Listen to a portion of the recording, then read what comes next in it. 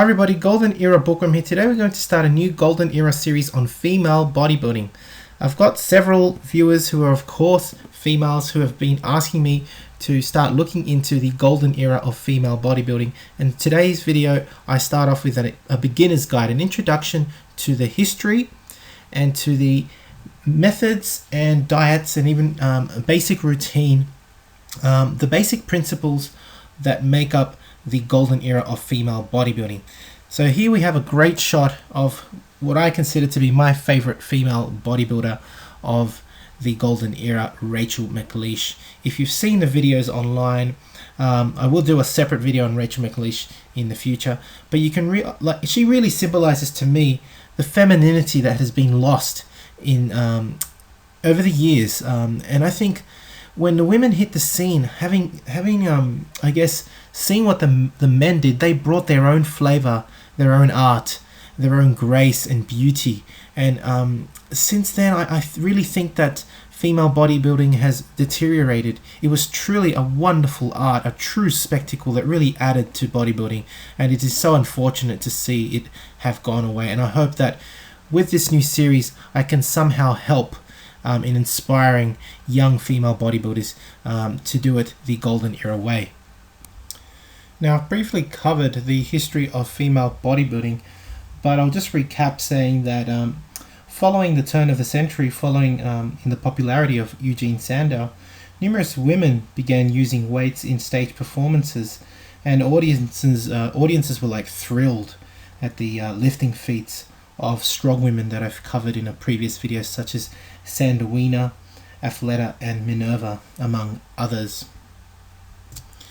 As with men's strongman, strong women also faded out after Eugene Sandow died, and then came the World War, and briefly after that you had the appearance of Abby Pudgy Stockton, and this figure is very much remembered because not only was she proud of her strength, but she never really hesitated in showing it in Santa Monica's Muscle Beach crowd. She was very well known in the silver era.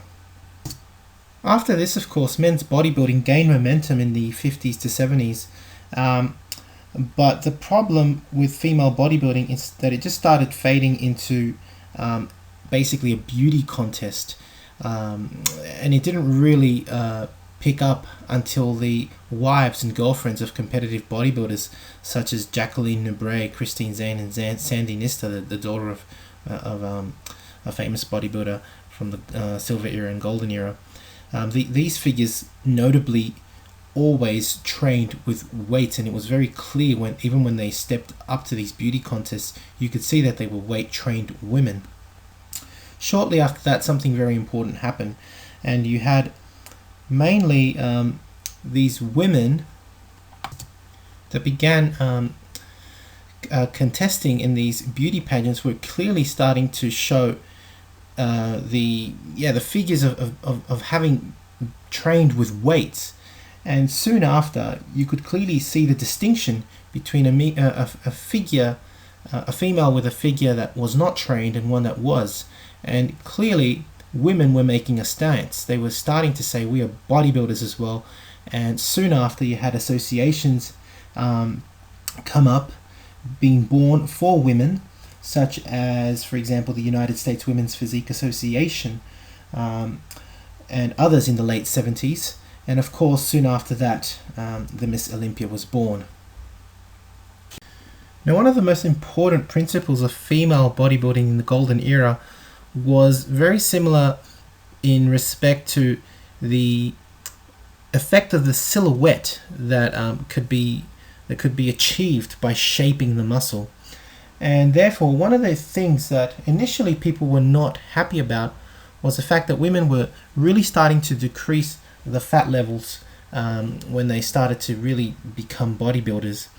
And the reason that this is so important is that fat destroys shape. As similar to male bodybuilders, it's the natural curvature around the muscles that really enhances the silhouette really, and gives a more aesthetic look to the physique, similar for females as it is to men. Avoiding fat around the joints, therefore, such as the ankles, wrists, knees, really enhance the curvature and the lines. And so it's very important, especially for female golden era style bodybuilding, to work on the silhouette, to work on the shape. If you shape the muscles correctly, the natural curvature around the muscles will be enhanced. If the fat percentage is dropped, the silhouette effect is way better. It's clearly shown in this example of a silhouette. Now with frequency and performance, when starting out, it's very similar to male bodybuilding. You would start with a full body workout 3 times a week using relatively light poundage and focus on the range of motion being complete and using strict movements only. This is of course in the beginning phases of bodybuilding for both male and females. But more important is it for females, especially from the golden era when they basically didn't use any steroids. This is what I love about the late 70s and very early 80s, that women stayed within their strength ability. They understood that they were women. They understood that they were not men. Not like the bodybuilding freaks, and I'm talking about female bodybuilding freaks of later ages. They understood that that most of them could never be as strong as a male bodybuilder or strength athlete. Of course, these females, having worked with weights, were probably as strong or stronger than the average male. But when compared to a weight-trained athlete, of course, they are females and they understand their strength abilities, but they were proud of it and worked within it. Having said this, they didn't have to rely on performance-enhancing drugs. They focused on shaping the muscle. If they knew that they could only stay within their natural strength ability, their goal therefore was to shape the muscle and not to develop freakishly huge muscle. This goes back to the silhouette effect. They basically tried to enhance the shape of their physique. It wasn't about building a massive physique. It was simply about enhancing the shape of their physique to create a beautiful illusion, a beautiful silhouette. This is what's so beautiful about the golden era of female bodybuilding. Couple that with their wonderful posing ability and you had this beautiful dynamic art being born and expressed. It was really beautiful and graceful to watch female bodybuilding late in the 70s and early 80s. Now there are many types of beginners routines, and to be honest, this is not very different to a male beginner's routine. A warm-up would be required, such as rope jumping. So this is a beginner's routine for female bodybuilding. Pectorals, bench pressing, 3 sets of 8 reps. Lats, wide grip pull down, 3 sets of 10 reps. Deltoids, the dumbbell press could be used to isolate to work the deltoids, 3 sets of 8 reps. For the triceps, lying triceps extension, 3 sets of 10 reps. Biceps, the barbell curl, 3 sets of 8 reps. And for thighs, the squat would be recommended, 3 sets of 10 reps. The squat was highly recommended even by Vince Gironda, and because he was such a believer that the squat actually worked the gluteus muscles, which it does, he especially actually recommended the squat for females. And I will give you a Gironda routine in the future as well, because I really like his routine for women more so than this one that I found in one of my books. This is actually recommended by Robert Kennedy. This is a beginner's routine by Robert Kennedy. Besides the major muscles that I've already listed, the arms, lats, pecs, delts, and thighs, calves, again, the typical calf raise, standing calf raise, 3 sets of 20 reps, and abs, crunches, 3 sets of 15 reps. Not a crazy routine, nothing special. For beginners, of course, you would only start with 1 set initially to work on the technique, and you would perform this 3 times a week. By the second month, for example, you'd be working 2 sets of each exercise and eventually working up to the full beginner's routine of 3 sets of each exercise 3 times a week. So here we have a diet that would normally yield about 1,800 calories. And this is what I love about the golden era diets and the routines. It's just about simplicity. even with diets, there wasn't much dependence on supplements, because as long as you ate normal food, you would pretty much guarantee that you'd consume all the nutrients that you need.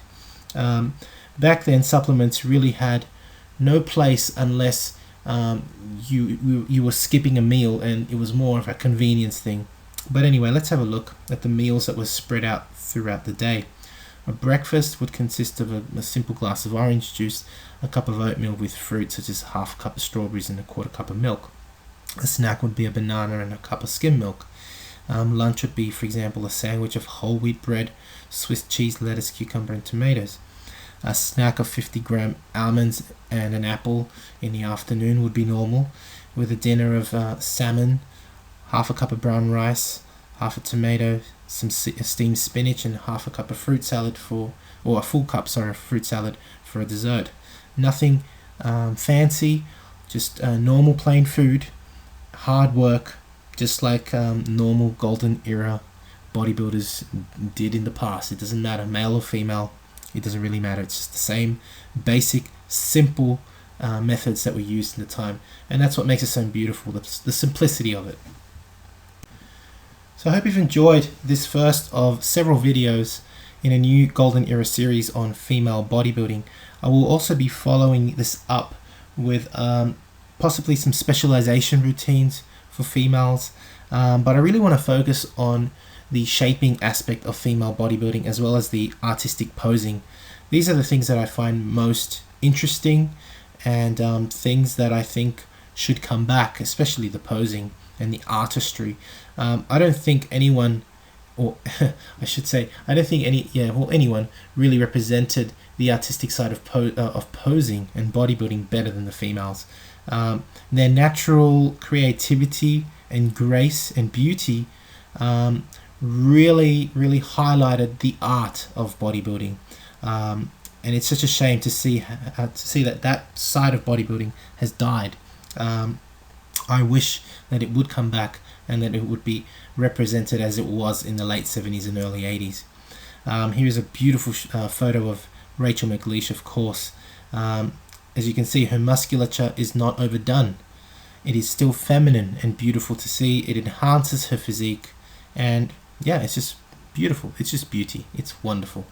I hope you've enjoyed watching this video. If you have, please give it a thumbs up. Subscribe if you haven't to the Golden Era Bookworm, and leave me a comment. Of course, I will also be featuring the legendary female bodybuilders of the Golden Era as well in future videos. Anyway, that's it for me, Golden Era Bookworm.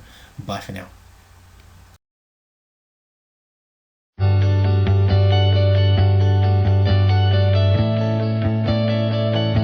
Hi everybody, I just want to recommend this phenomenal book, Vince's Secret Locker, volume number 2 by Carl Coyne. I've been looking at this for about 4 weeks and I can't put it down. If you get a chance, check it out. He also has a part 1 that I highly recommend also.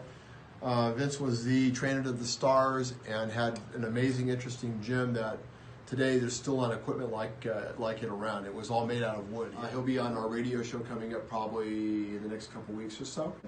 Have a great day, and again, highly recommend this book.